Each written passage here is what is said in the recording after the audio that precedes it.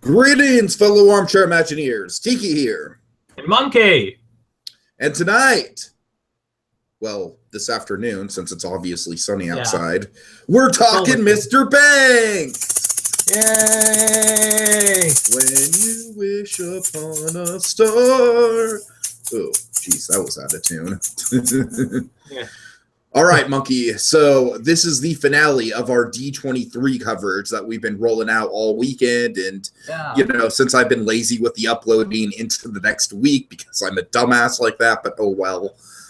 So, Monkey, you are the creme de la creme of these D23 podcasts, my friend, because, of course, we are fortunate enough to have Monkey on the ground level, on the floor of D23 on day 3. So, of course, Monkey, this means you weren't there for any of the big announcements or anything like that. You were mostly there for the panels, specifically the Voices of the Parks was the big thing you wanted to get into. Yeah, we'll get into that.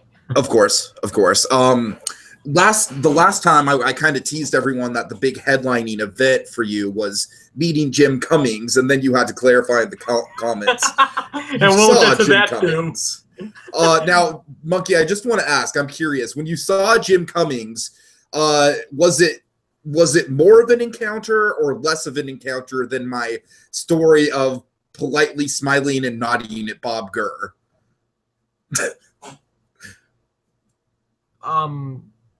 Well, can we get to that during the actual trip report, or? I guess so. I'm just kind of goofing around. Okay, so Monkey, before we get to your trip report, though, of course, Ezra, Jacob, Blue Dragon 5, and I have been talking like dorks, of course, all weekend. We've gone on 3 different podcasts, yabbering on about the information and the announcements. I'm just curious to know, Monkey, let's go through. What we'll do is we'll just kind of hit the panels one by one. So I guess the big 3 are the animation panel, the parks panel, and the live action panel. Yeah, and I chose not to go those days, like, well, partially like cost, and not to try for those panels because, you know, the amount of work it would take to actually get into one of them, and of course my spoiler paranoia. Of course. Do you want to go Goldmark's experience? You mean just that it took him, you know, there was like a 4-hour line to enter the building, and then I think he gave up after an hour. I think he, after like 2 at the most, I think. Yeah, wasn't he? Showed up super early to get into the parks thing, which I assumed he got into. And then he just tweeted, like, you know, like, I expected there to be lines, but not a 4-hour line to enter the building. Yeah. I have no idea if he was there the 3rd day.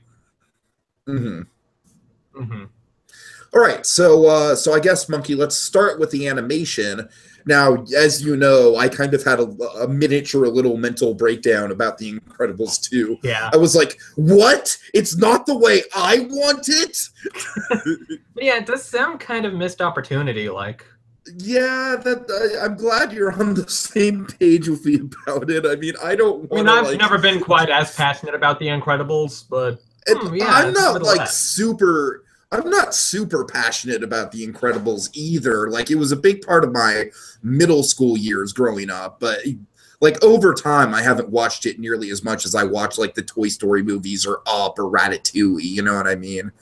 Like, it's kind of faded, but no, I don't know, man. Like, I just had this vision in my head about aging the characters, and when I saw that they didn't do that, I basically kind of lost my mind. And you can see that on air on the podcast for all the world to see, because I'm cool with letting my craziness show through on this channel. But maybe you could argue that at least Incredibles 2 is happening, whereas I'm never gonna see Box Trolls 2 unless you count Kung Fu Panda 3. Yeah, I mean, I guess you could argue that, but I mean, as you said, like, I'm not nearly as passionate about The Incredibles as you are for Box Trolls. Yeah, I mean, I'd have to like a movie that really has potential for a sequel. I mean, I'd have to think of an animated movie that's like really super special to me, would want a sequel for, that hasn't gotten a sequel. I don't know. Maybe I'll get back. Hardy har har. Okay. Maybe I can try to get back to you on that by the end of the podcast. You don't have to. No, I'll rattle it around in my brain in the back of my head. Okay. All right. So, anyways, Monkey. Anyways, so are you excited at all about The Incredibles 2, or are you like me, where you're just kind of like lukewarm about the whole concept until we hear anything further? I'm gonna see it, but Uh-huh. I mean, I feel like I could be more excited for it. Anything else from the animation panel? Of course, we got the Wreck-It Ralph 2 news. We'll see how that pans out, I guess. C-3PO is the princess handler. Which, this could, I might be able to take this in a good way. That sounds sort of Lego Movie-esque. To be honest with you, I think the whole movie is basically the Emoji Movie.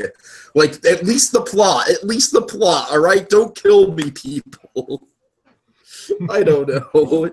Oh, God. But Wreck-It Ralph 2 did kind of get the biggest reception out of that animation panel, surprisingly. So I guess the scene they played really worked for the audience they screened it for, at the very least. I could see that. Like I remember last time I was there when they had when they showed the opening scene of the first movie, like the storyboard with it, and that got me super pumped. But then again, of course, that was still new. That was still new at the time. Not like, okay, how are you going to live up to that? Like, okay, let's see this exciting new property. But anyway. Speaking of exciting new properties, Monkey, any thoughts on the suburban fantasy film from Pixar? I knew that was a thing. What? Is that the untitled one? Yeah, that's the untitled one, yeah. Okay, we'll see how that goes. Yeah. Again, Monkey, I'm kind of trying to tread lightly with the spoilers here with you, too. So let me know if I'm, like, stepping on some dangerous territory here. Yeah. All right, let's get to the parks. I'm going to yada right over Star Wars Land, because I know you don't want to know about that. Let's see, some of the general Walt Disney World announcements, Monkey. How do you feel about those? I'm gonna pull up the thing I sent you just as a refresher. All right.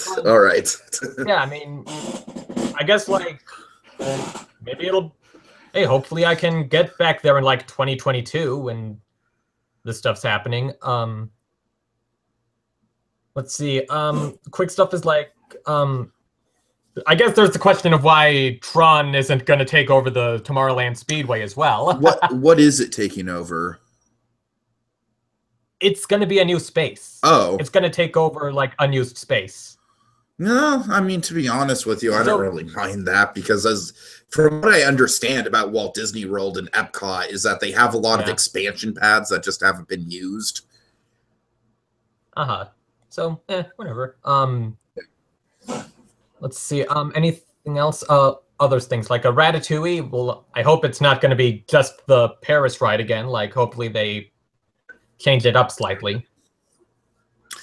Even if it is the Paris ride, it's a quality trackless dark ride, and trackless dark rides are something we don't have nearly enough of in the States. So, I guess. Monkey, what I'm curious about as someone who's been to Disney World is. So they're building it behind the Eiffel Tower, I'm pretty sure. Now, the Eiffel Tower is a forced perspective thing in Disney World, right? Yeah, something like that.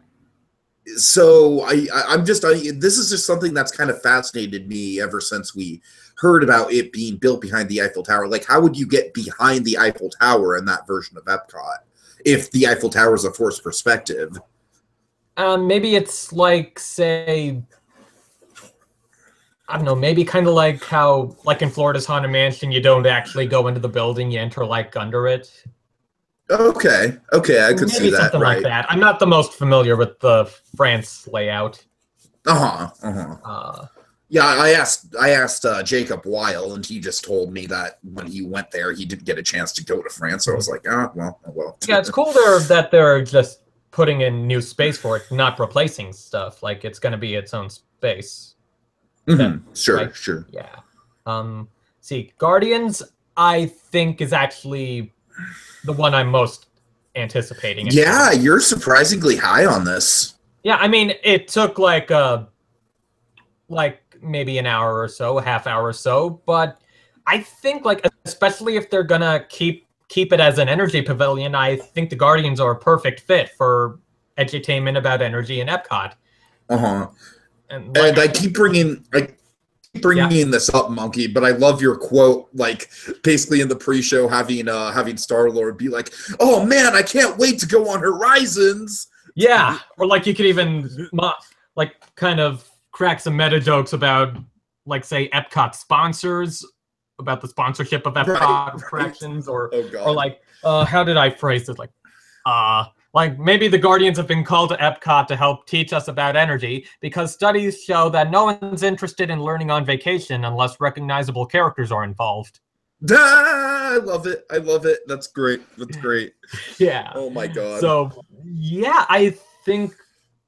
I mean, they could go. It is possible It seems like the perfect. It seems like the perfect. I'm sorry. I mean, it's possible that this could go not as well as I'd hope, but I don't know. It seems like James Gunn is involved with this one again, and I don't know. I think it could turn out really well. I do think it's like a perfect fit for it. It's a perfect fit. I think it's a really good choice of IP to precisely mock the whole edutainment thing, and to also, like, much like they did with Mission Breakout, which is why I think people are coming around on Mission Breakout, is that Mission Breakout specifically calls out Mice Chat, basically. Mission Breakout basically mocks Mice Chat, which is beautiful. Disneyland, that's thematically inconsistent. Don't forget to buy stuff. Oh my god! That would be great if they keep the "Don't forget to buy stuff" line in the Epcot ride. So I could totally see them doing that same sort of thing, but with, like, calling out complainers about Epcot and putting IPs in the parks and stuff like that. Yeah, about how or even some of Epcot's failings, like, I don't know. Of course. Like, maybe they could mock Journey into Your Imagination somehow. I just want Star-Lord to be super disappointed with Mission Space. That's all I want. That is all I want, Monkey. I just want Star-Lord to be like, well, I'm sad that Horizons isn't here, but I'll give Mission Space a chance. And then it cuts to him outside like, what the hell was that? Oh, like, no, I don't know if they would sickness. I doubt they'd go that far, but I know. There is one attraction I can think of that really mocked one of their own attractions. Thing is, that was under new management. When Iago says, "Oh, I'm bored. I think I'll go to the Hall of Presidents and take a nap." But anyway, so yeah, so I don't necessarily think the Hall of Presidents is okay. Yeah, I said I don't think the Hall of Presidents is that great either.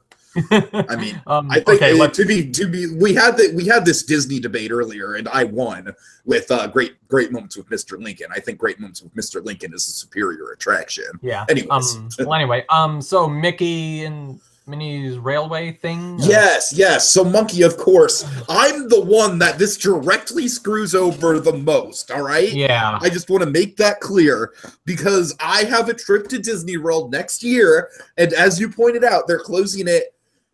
In less than a month. In a month. It's like, thanks for the heads up, Disney. Like, honestly, Monkey, if I would have known that, like, 2 months in advance, I probably would have gotten on my grandma to maybe book the trip for August. Like, you know what I mean? Because I mean, like, I think Frozen got more than a month. Oh, I'm sure it did. I'm sure it did. Maelstrom got more than a month. Well, I'm not going to mention Breakout because we had I'm not going to mention Breakout because that's a more local park than touristy like Disney World. Oh, also one quick thing about Guardians is that I'm just excited that there's going to be another Guardians attraction that isn't a clone of Mission Breakout. Yeah, that too. Like, it's going to be completely its own thing. Yeah, and you do have to kind of wonder why they're like, maybe it's just some contractual shit with TCM, but why can't they at least wait to close it until Toy Story Land? It wouldn't surprise me if it was contractual shit. It really wouldn't. Yeah, probably is. But I mean, like, from, say, an operations perspective, wouldn't you want to wait until, like, you know, not close this big high capacity attraction? You're still building Toy Story Land. Like, I doubt Toy Story Land will be as high capacity, but that's still a couple Dude, rides. That would be beautiful if out. they kept it open till Toy Story Land opened, because that's what I was hoping for. The case. Well, Monkey, as much as this move basically makes Hollywood Studios worthless to me on my trip, besides Tower of Terror, like honestly, I don't even really give that much of a shit about Aerosmith. Muppet Vision, of course, but it's just I'll go to that park to do Tower of Terror a couple times. And but honestly, man, like I was planning on like doing marathons of Great Movie Ride. Yeah. And it's, I mean, that also Great Movie Ride is like it feels like a necessary ride for Hollywood Studios, even if they are getting away from the actual studios element, or they're just trying to be movies thing, entertainment thing. I mean, going through classic cinema, dude. Monkey, I just want to make it clear though. I think Mickey and Minnie's Runaway Railway sounds incredible. Yeah, it does sound like a really good ride. From everything that I've heard about it, it sounds like a game changer. Oh yeah, totally. I agree with that. I just wish they could coexist. No, I hear you. I hear you. Like, I'm sure there's space they could use. I'm sure there is too. I am hoping that they keep I'm hoping that they keep the Chinese theater exterior. Yeah, they may. I'm hoping so, because it would be thematically consistent with the ride, since you're going into a movie theater to watch a Mickey Mouse cartoon. Like that's. I love you talk about stuff being thematically inconsistent after we discuss Guardians. I kind of did phrase it that way on purpose. But, no, I mean, look, no one's really talking about this, but the thing that got me really jazzed up is when the guy mentioned the theme song for this ride. And yeah, I've heard you discuss that. Yeah, that does sound like fun, having a new theme song. That's what really perked my ear up, because that's what really got me thinking that this thing, in spite of the fact that it's an IP, it could very well be the spiritual successor to Haunted Mansion or Pirates of the Caribbean. And I know that sounds crazy. I know it sounds like a huge leap. But from everything that I've heard about this ride, the technology, the crazy 2.5D where they have the flat sets that like animate on themselves, and you don't have to wear the 3D glasses. And it's just a completely physical experience, but it looks like it's in a cartoon. See, at the very least, I just wish they waited another year or so to close Great Movie Ride. Like, again, at least wait until Toy Story opens. They should have. They should have, because, to me, that move doesn't make sense at all, unless you said, like, it's probably a Turner thing, because if it's not a Turner thing, then it's just there's no logic to what they're doing, so. Yeah. Oh, at least the ride looks good. Oh, it looks fantastic to me. Yeah. Okay. And then let's say, just to move it along, so Pixar Pier. I don't get it at all. Yeah, it sounds like I said to you, we sure this is a legit Disney Parks announcement and not just something a cynical member on a theme park fan forum came up with?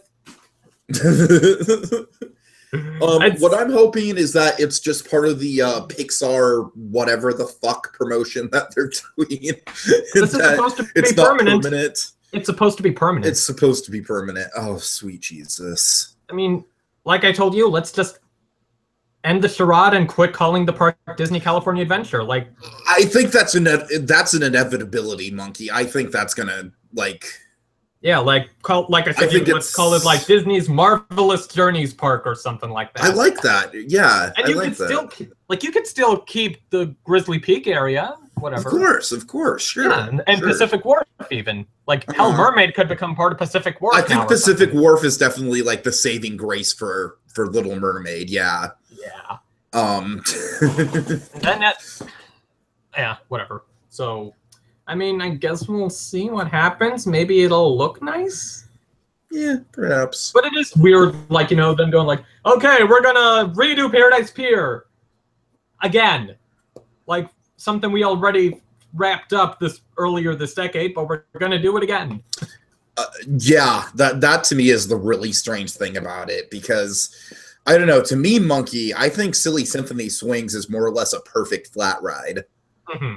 Like, it's got a perfect location. It's got a perfect duration.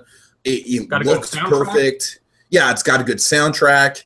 Like, it's nothing more than a flat ride, but it's a perfect flat ride, in my opinion.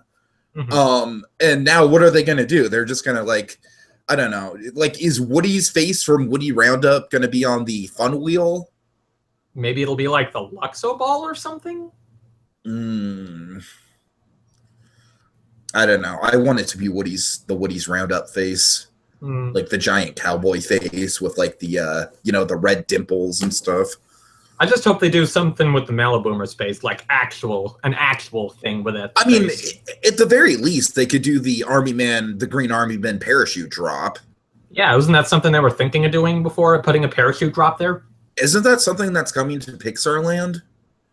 Or, I'm sorry, Toy Story Land? Maybe. I know it's in at least one of the other Toy Story lands. So, yeah, so a prototype for it exists. Of course, if you did that, you'd probably have to get rid of jumping jellyfish, which I don't think anyone would mind. Honestly, get rid of jumping jellyfish just to have the extra walking space. You could theme jumping jellyfish to the jellyfish from Nemo or something. God. Yeah, you probably could. Oh, man. What if they just convert the the Silly Symphony Swings back into the Orange Stinger and call it a Bug's Life ride? Oh, God. Okay, anyways, Monkey, we're kind of drolling on any live action news you want to talk about? There wasn't really a ton. Will Smith is the genie. I mean, I don't know. Like, this isn't entirely because of anything they said at the expo. It's just been me mulling it over. I feel slightly more interested in giving Mary Poppins Returns a chance, but that's not exactly based on anything they said. Just I'm pretty excited about Mary Poppins Returns, to tell you the truth. I'm kind of on the other end about what happens, I guess. From everything I've heard about it, it sounds like they're kind of going as stylistically close to the original as possible. So it's basically like they're trying to make a 1960s Disney movie, but with today's technology. Anyways. Also, I just really want to see Michael Rooker make a cameo in that movie. Yeah. Oh, God. I'm sure when the trailer comes out, we'll get like photo crop footage of like Michael Rooker coming down from the clouds on the umbrella. If we haven't already. I know, right? Anyways. Okay. Anyways. But you have some sort of Spartacus thing where, I don't know, for whatever reason, like, I don't know, maybe the government is trying to find Mary Poppins, like, all right, where's Mary Poppins? And everyone's just like, I'm Mary Poppins, I'm Mary Poppins, I'm Mary Poppins. And you have Michael Rooker in the crowd saying, I'm Mary Poppins, y'all! Oh, Jesus. Oh, man, we're dorks. All right, Monkey, let's get to your actual trip report. All right, let's not stall any longer. So I will let you just 100% take the reins on this. Okay, just gonna sip my water here. Okay, H2O. All right, so yeah, I was concerned seeing like whatever crowd reports from the first day or two. And yeah, it was weird, like how they handled it. Oh yeah, so first a bit of history. I like in the past with the expos, I've been to one day of the first expo, the one with parks and resorts announcements, like which I actually got into. Oh wow! So nice. So like when they announced Star Tours 2, for instance.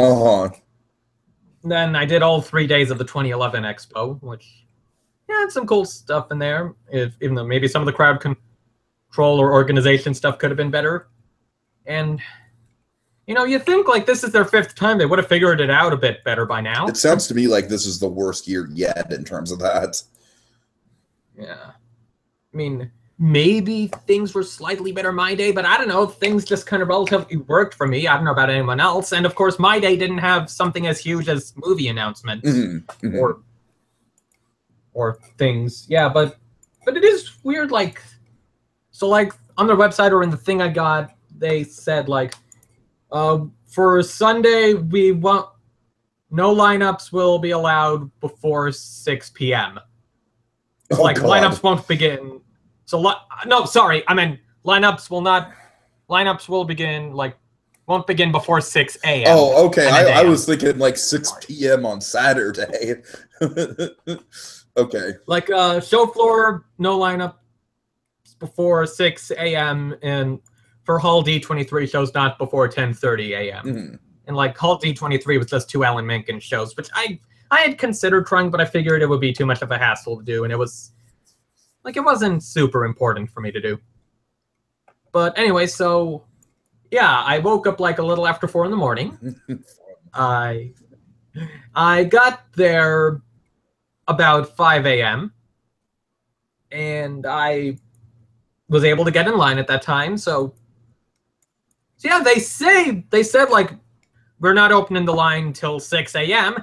I arrived at 5 a.m. and the show floor line was already at least a third full. Oh, geez. Okay. Yeah, Disney, you could have stuck to that better, or like reinforced it better so that you didn't like end up, further back than you wanted to. I mean, because you were planning on showing up an hour early and just hanging out, right? I mean, I wanted to be there as soon as I could, so I could get into the show floor as soon as possible to get a stage pass for Voices. And yeah, the less than 4 hours down there were probably the longest stretch of the day for me. Mm-hmm. It could have been worse in terms of boredom, but I mean, they did have TVs playing stuff like Moana on the other side of the room. Oh, that sounds awful. You couldn't hear it all that well. Oh, man. And I tried downloading a movie on my phone the night before, and that didn't work. It took hours to load, and then you couldn't even play the damn thing. Oh, man. Yeah, I don't know. Just rested a little, checked social media a bit, read Here Be Monsters a bit. And otherwise, yeah, waiting down there. And, it also would have been nice if they actually put some more stuff up on their website about what would be going on throughout the days. Like, instead of just telling us about, the shopping opportunities, which I really had zero interest in. Yeah, you kind of went off on a rant to me about that a little bit. Yeah, especially from what the guys, the vice president of D23 said, after the first day of the expo, his official statements, I really didn't care for those. Oh, God. It felt like an out-of-touch higher-up. But anyway, so where was I going with this? Shop. Yeah, so I don't know how much of this was on the app, because my phone can't support that app. Ooh. Yeah, I'm a little shy of being able to update it, but so yeah, I couldn't download the app. So I had good thing you could look eventually, the first day they were open, they had that online version of the booklet that they have there with the maps and such. Even that didn't have schedules of stuff on the show floor, like at Talent Central or whatever signings and whatnot. So I grabbed a thing on my way into the building which had the schedule of stuff down there. So it wasn't until I was looking at that in the morning down there in Hall E, waiting to be let up, and I'm just looking at that. It wasn't until then I even knew Jim Cummings would be there. Oh, okay. Here we go. So, I mean, that ultimately worked out, but, it might have been nice to know beforehand. Right. I hear you. It was kind of interesting, well, also they let some people up at one point, if you're going to the Tangled panel, come up here, we're going to put you in a line upstairs for that. So I guess that lessened the crowd in there a little. And by the way, I went to this thing solo. Nice. I was able to see someone I knew after the con. but yeah, solo day for me. Yay, solo. No one to talk to. Oh, buddy, I know how that goes. Trust me. Every time I've gone, the last 3 times I've gone to Discovery Kingdom, it's been me talking to myself in front of a camera. Honestly, it probably wasn't. It might not have been as go mad from the isolation as it usually does when I go to the parks, but yeah. So yeah, but whatever. And then it was weird. Like there was one point, like I think it was 7-something, like 7:15 or so, when they say like their announcement. Okay, we're gonna take you upstairs in 25 minutes.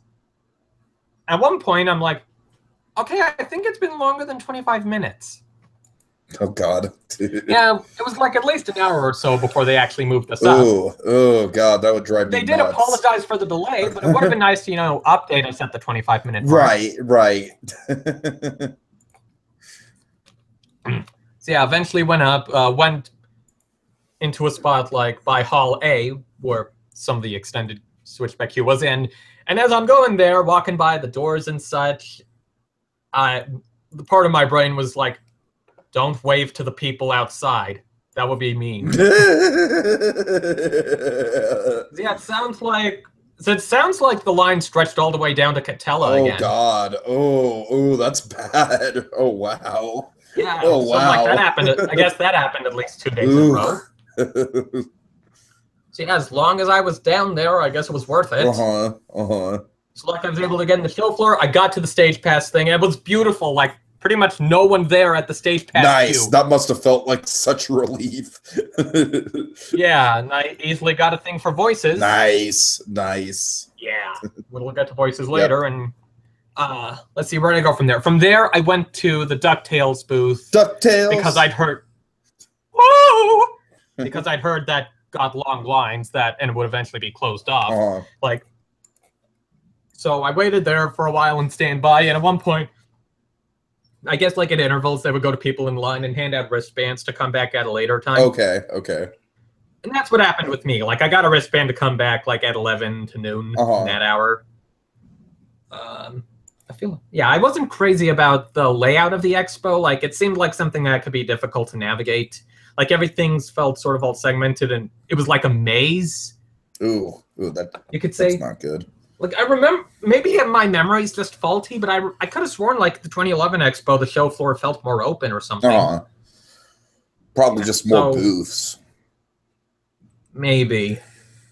And maybe also partially the way that building is set up, but nevertheless. So I kind of just caught glimpses of things around. I checked out the Galaxy's Edge pavilion. Parks and Resorts Pavilion. So yeah, that Star Wars land model was pretty cool, pretty awesome. Yeah, so you got to see it in person and up close. Nice. Yeah, nice. Expansive. Wow. Right, isn't it? Insane. Yeah. That seems like it'll be interesting to see how that compares to Diagon Alley, I guess. I think it's going to be bigger than Diagon Alley. Yeah, I mean in terms of like being isolated from the rest of the park. Sure. Yeah, so we'll see that. It's neat to see a ride vehicle model. It was cute. They had this droid going around. Oh, really? Nice. Yeah. So I wonder if he'll be in the park. Let's see. I visited the Lion King 360 booth. So like there was that video that was on YouTube, uploaded to YouTube a while back of like the opening song from Lion King on Broadway, and it's a 360-degree video. Yes. So it was like that, but shorter. Okay. So you sat in a chair, and they put a headset and headphones on you, and you could spin around in the chair and it's it's nice to do that instead of having to drag it with your mouse and risk accidentally pausing the video. Right. I hear you. And wow, that was awesome. Cool. Glad you liked it. Yeah, there were times where it's like I even tried to reach out for things at times. Yeah, it was weird to like not have my hand there. Cool. So yeah, that was worth it. That was fun, and they had a few masks from the show as well. So it's not like I've seen that show ever. I know, right? Yeah. And where did I go from there? I think where did I go from there? Was that when I went back to the DuckTales booth? I am going to try and figure that out. No, I guess not. I think now that's when I went to check out the Archives pirate exhibit. Okay, now this is something, how was that? Because I couldn't exactly find any footage of it. It was neat. I mean, I could have timed it a bit better because I ended up not really being able to see the street party cavalcade thing with Jordan Fisher, but whatever. Oh well. Yeah. But it was like they had a bunch of props and storyboard things and memorabilia from various pirate properties Disney's had over the years, like especially the pirate movies, of course. Mm. So like they had set pieces and costumes and even things from other movies, like a Peter Pan vehicle, and puppets from the Disney Junior show, stuff from like old, like from an Alice comedies, pirate episode, pirate short that was never made. Yeah, from like Deep some cut. Lost Alice comedy that was about pirates. Uh-huh. And like drawings of the Neptune Silly Symphony. They had Jim Hawkins. They had the Jim Hawkins costume from Muppet Treasure Island. Oh, nice. And this was a pleasant surprise. Like 3 of the skeleton pirates from James and the Giant Peach. Oh, nice. Did not expect that. Nice. The funny thing was that movie was on TV the night before. Missed the pirates, but whatever. And it was on Sprout, so they did it. So the centipede didn't say biddies. Oh God. So yeah, you had that. And I think that's when I went to the DuckTales booth to do that. Jumped into the coins. Oh, you actually did it. Okay, good. So you have to tell me every detail of that monkey. What did the consistency of the coins feel like? Well, it wasn't like water. I'm sure it was. I mean, it was more pool-like than a real batch of coins would be. Was it? The way I kind of imagine it is like jumping into a ball pit. Was it like that? Yeah, it's like a ball pit. Okay. Except they're coins instead of balls. Now, were the coins like inflatable, like a ball pit ball would be? Well, not inflatable. Were they hollowed out? I think hollowed out, yeah. Okay. It would have been nice if they were styrofoam or something that, probably made a nicer landing. Uh-huh. You did get your picture taken or anything jumping into it, did you? I did. Oh, you did? Yeah, I'm not crazy about the photo itself, but yeah. You should share it to the group at least. Okay.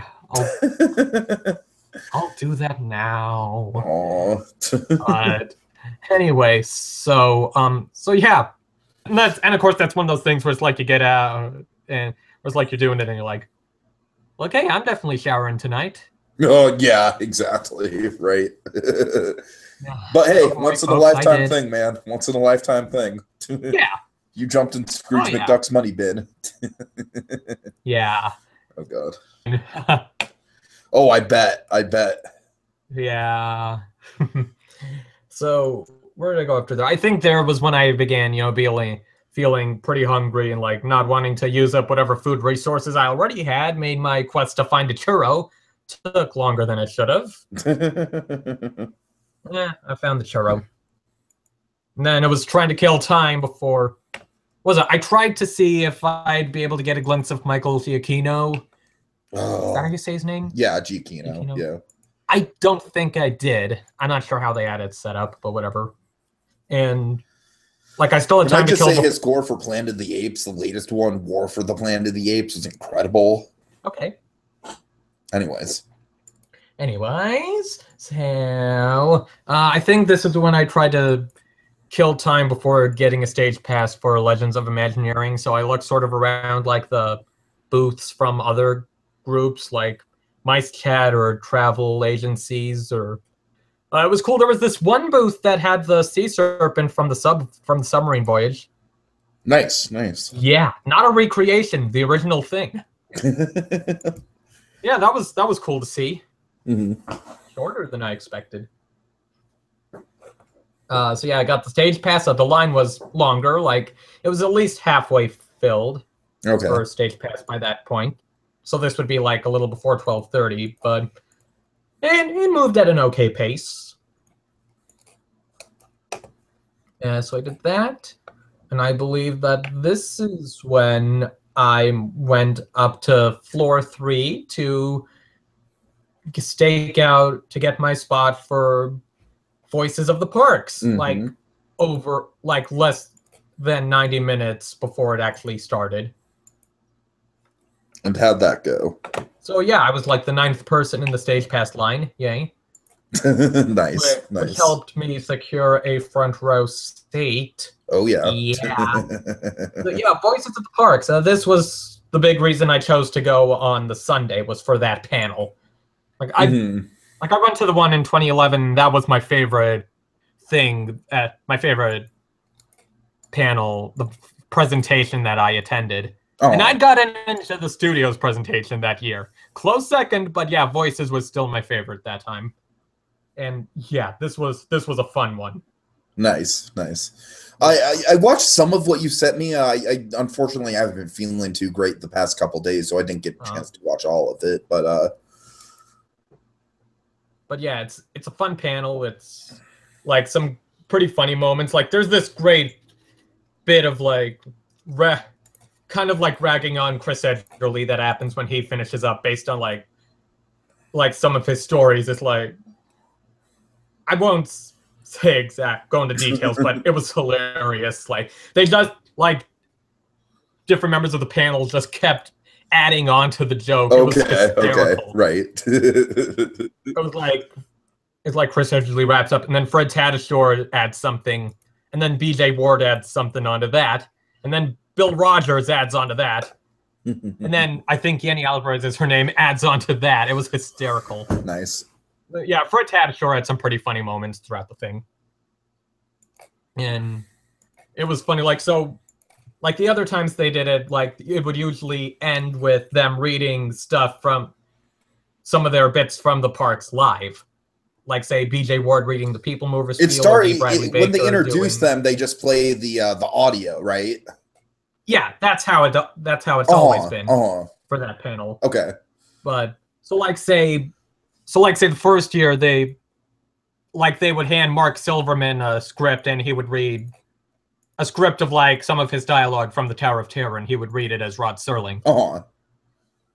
So they changed it up this year, so it was still like doing it in whatever voices from the parks, but instead of scripts, it was the kids book, the storybook, kids storybook edition of Disney's Hunchback of Notre Dame. Oh my god. What? Yeah. Oh man. So like, I think my favorite moment was like when they handed over to Peter Renaday to read a bit of it as Henry from the Country Bears, and the first thing he reads is Frollo, like reading it as Henry, like Frollo, move to drop the baby into the dog. Oh my god. Oh, that sounds amazing. Oh god. And then when they get to Fred Tatasciore immediately after, he's like, the moderator's like, okay, I was gonna ask do it as the Wookiee, but could you do it as Darth? Tatasciore just says, I am Groot, and he passes the book to Corey Burton. It was hilarious. Oh, yeah. So yeah, Fred Tatasciore is Groot on Mission Breakout. Mystery solved. There we go. And of course, like for me, it's cool to see voice actors. It's kind of like how, but yeah, it's cool. It's cool to see voice actors, I feel, because it's like when you watch a thing that they're in, and it's like you can, like, I guess you'll be able to get the feeling once you're writing Figment and Figment's talking with the voice of Dave Gold. Sure, right. I didn't even think about that. So yeah, you're watching Figment, you're listening to him say whatever, and you think, and like you'll think like, so you saw the person who was in the recording booth doing this. I was like, not only did I see the person, I did like a comedic bit with the person. Yeah. So yeah, like seeing these people, like, say, like these are the people who were in the recording booths doing these things, even with other things outside of the parks, like whatever Corey Burton has done or BJ Ward has done, yada yada. Yeah. And no, this was So it was cool. It was a lot of fun. It's pretty funny, and something I found kind of interesting moment. Like, I'm not gonna name names, but like in this era where we're trying to destigmatize things like being on the spectrum, and one of the voices mentioned that they have Asperger's. Oh, okay. Yeah, so like being being a shy, nerdy kid with Asperger's, and now I get to do I'm able to do this. And after the panel, some girl approached them and mentioned how she had Asperger's as well. So yeah, that's something that inspirational moment. Oh God, I've been struggling with that shit so much recently. So yeah, I feel that. Yeah, but yeah, inspirational moment. For sure. Sounds good. Yeah. And so, yeah, Voices was awesome, and then I hot-footed it down to the show floor to see Jim Cummings. Okay, so let's get to that story. Oh, boy. Yeah, so they had a stage set up. They had a stage set up around the entrance to the show floor. It had stuff going on throughout the day, like bands and such. And I guess Jim Cummings did a show every day. I think it might have been slightly different every day, because I found a video where he sings "Everything Is Honey," and he didn't do that when I saw him. So. Oh man. Okay. Anyway, so it was hosted by Bill Rogers, voice of Disneyland, of course. Nice. That was sort of funny. Like, please welcome to the stage, voice of Disneyland, Bill Rogers. Oh, I just saw him. And so he was hosting. So it's him and Jim Cummings on the stage and talking about the various Disney characters Cummings voices. Mm-hmm. So, yeah, that was freaking awesome. Okay, so you actually got to see the panel. You just didn't meet him. No. You didn't have okay. Yeah, I don't know if I'd quite call this a panel, because it was like a thing anyone could get into. It was just there in the show floor. Right. But basically... To answer my earlier question, it sounds like a cooler story than just me politely nodding at Bob Gurr. Maybe, yeah. It was like you got an audience in front of the stage watching of people, and you got everyone walking by. It kind of sounds like the time that I randomly stumbled into my bookstore when Lemony Snicket was there. Maybe, yeah. You mean like he was doing a signing or something?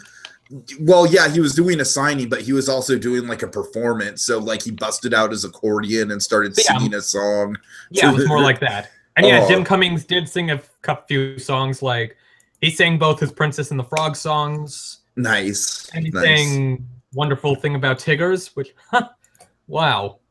Yeah, hearing those live was pretty awesome. Princess and the Frog is that's got some special memories for me. Sure. Wow, if you, man, wouldn't that be interesting? If you were able to go back in time and go up to me as a child watching the Tigger movie, and you told me someday you're gonna see the man who voices Tigger sing his song live. Well, I might not have actually understood the concept of voice acting at the time. So right. What do you mean a man who voices Tigger? Butterfly effect. Oh, God. But yeah, I mean, what a pleasant surprise to see Jim Cummings in person there in front of you. This is why I love seeing plays. Oh yeah. Yeah. But so yeah. I hung out there for a little while, before I went over to the Legends Stage Pass line, and so I only kind of saw the beginning of the set of who was after Cummings. Mm-hmm. Billy Hill in the Hillbillies. Oh, nice. Yeah, so they're not still at Knott's, are they? They probably are. I don't think they are, because I've tried I've tried looking them up. I don't think they're at Knott's. I don't know. Or maybe it's just the fact that when I was there, it was Christmas and they were doing other things. I don't know. Maybe. Yeah. Anyways, so I'm good trying to see that Disney still has a good relationship with them, at least. Yeah, the intro to them was something like, we want, honoring things that were part of our past. Mm-hmm. Mm-hmm. We're still at Knott's. Okay, that's good. That's good. Yeah, that is funny. I'm guessing they just weren't there because they were doing other Christmas stuff when I was there. Yeah, I find that kind of funny. Like, you got Billy Hill there after they, like, while they've defected to Knott's. Right. And of course, they still haven't done anything with the golden fucking horseshoe. Just want to point that out there. Just want to put that out there. It's been like a couple years since the Hillbillies left, and still no new show. Anyways, except for maybe that time they brought the original show back, but that was limited. That was limited time magic. Literally, that's what they called it. Exactly. I would have loved to see that. I don't know if they even still do Laughing Stock in there. I don't think they were doing Laughing Stock when I was there. I don't remember. Yeah, so I went over to the stage pass line for Legends of Imagineering in the D23 Expo Arena. So I was able to go into the arena for once. Yay. Yeah, this was a panel. It was moderated by John Stamos, which means I have seen somebody from the 1985 Alice in Wonderland live. Oh God, I'm sure that just made your whole day. Yeah, not Jim Cummings, not the Lion King virtual reality, not seeing Corey Burton. No, it was seeing someone from that Alice movie. God. Like, no joke. Whenever I end up around the Walk of Fame, I'm browsing the stars, like, okay, which names were in that Alice movie? Oh man. So yeah, it was hosted by him, and the panel was Marty Sklar and Tony Baxter. Oh God, those are two big names. Yeah, talking about their experiences working with Imagineering legends and such. Mm-hmm. So yeah, so that was interesting. Like, these people who are here who got to work with the greats. And yeah, it was a crazy thought looking at Tony Baxter physically there, well, bit of a distance because, arena, but, physically there in the room on that stage and thinking, this is the man who was sitting in traffic and came up with the idea for Splash Mountain. Right. Yeah, it's like he's got that story he's got that in his DNA. Mm-hmm. This was that person. Mm-hmm. Yeah, talking about that, and then later they also brought up Wayne Jackson, who another Imagineer who had just been inducted as a Disney legend earlier at the expo. Nice. And he talked about some of his experiences, and then, like, around the end, the president of Imagineering, Bob Weiss, took the stage to present Wayne Jackson with a special gift from, like, Oriental Land Company and Imagineering. Oh. It was like this little miniature golden version of Cinderella's castle. Oh, nice. Yeah, that was sweet. Uh-huh. So yeah, that was an interesting one to again, just hearing the stories of, like, working with the greats. Mm-hmm. Like, these names we just hear about, like Claude Coates or John Hench, yada yada, or Herb Ryman, I don't know. And these men actually worked with them. Mm-hmm. For sure. Yeah. I mean, that's kind of how I felt with Dave Goles. Like, you worked with Jim Henson. You were friends with Jim Henson. You know what I mean? Yeah. I know. Yeah. Anyways. I mean, obviously I wasn't acting like that to his face, but on the inside I was like... No, you were just asking about Gonzo's love life. Yeah, both times. Oh God. And so, yeah, it was kind of nice. Like, they had Great Big Beautiful Tomorrow as exit music, so that was nice to have as exit music leaving the con. Like, that ended the same time as the con closed. Okay. Con grabbed some Sbarro in the Hilton, not the best Sbarro, not the worst. Like, that's Sbarro for you. I have no idea what Sbarro is. I'm sorry, I'm ignorant. It's a pizza chain. Okay. So kind of like how I thought Shakey's Pizza was a creation of South Park. And then I drove by when I went to go see you, and I was like, "There's a Shakey's Pizza here." Yeah, Garrett. I remember when you said that on air, and Garrett was trying to tell you about that one.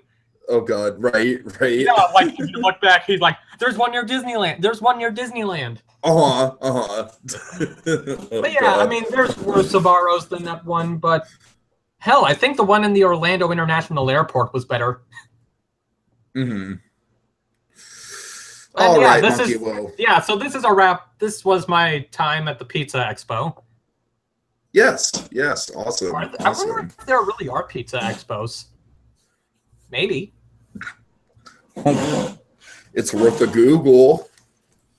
To quote Lego, okay. To quote Lego Joker, certainly worth a Google. Pizza Expo. The International Pizza Expo. Pizza Expo is the world's largest trade show for the industry. Attendees include pizzeria owners, operators, managers, food suppliers, and well, the description ends there. Well, now you know.